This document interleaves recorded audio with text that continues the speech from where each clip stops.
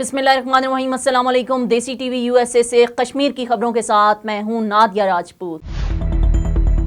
Control line के दोनों जानिब और दुनिया भर में मुकीम कश्मीरी 26 जनवरी बरोज़ जुमेरात को भारत के योम जमहूरिया को योम स्याह के तौर पर मनाएंगे, जिसका मकसद भारत की तरफ से कश्मीरियों के हक़ खुद इरादियत से मुसलसल इनकार के खिलाफ अपना एहतजाज रिकॉर्ड कराना है। योम स्याह मनाने की अपील कुल जमाती हुर्रियत कॉन्फ्रेंस ने दी है। इस दिन मकबूजा कश्मीर में योम स्याह मनाया जाएगा और आज़ाद कश्मीर, पाकिस्तान और मुख्तलिफ ममालिक के दारुल हुकूमतों में भारत मुखालिफ मुजाहिरे और रैलियाँ निकाली जाएंगी, ताकि आलमी बरादरी को यह पैगाम दिया जा सके कि भारत, जिसने कश्मीरियों के तमाम बुनियादी हकूक सल्ब कर रखे हैं और इसे मकबूजा इलाके में अपना योम जमहूरिया मनाने का कोई हक हासिल नहीं है।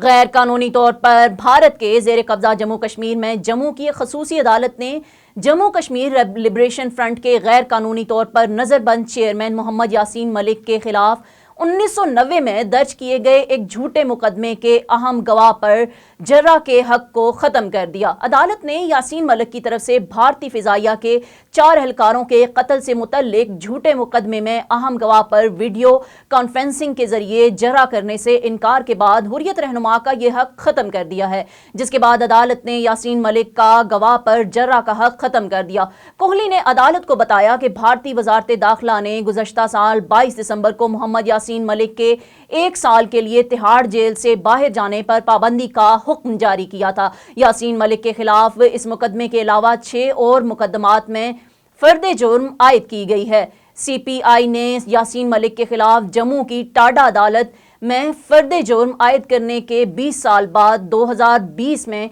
इनके खिलाफ इल्जामात आयद किए थे। CBI के मुताबिक बाज नामालूम मुसल्लह अफराद ने भारतीय फ़िज़ाइया के एहलकारों पर फायरिंग करके 4 एहलकारों को हलाक और मुतअद्दिद को जख्मी कर दिया था।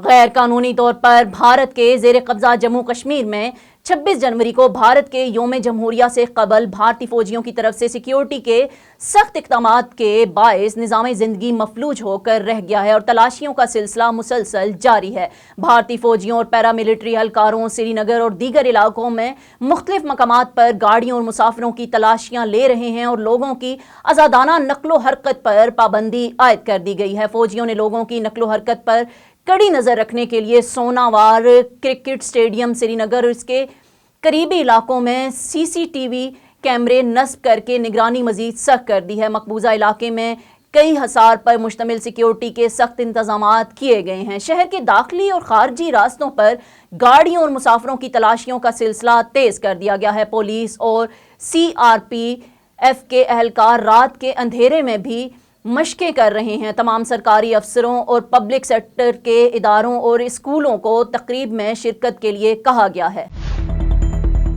भारत के खुफिया इदारे रा के साबिक चीफ AS दलत ने मोदी हुकूमत पर पाकिस्तान और चीन के साथ मुज़ाकरात करने पर जोर देते हुए कहा कि कश्मीर की खसूसी हैसियत से मुतल्लिक आर्टिकल 370 को बहाल किया जाए।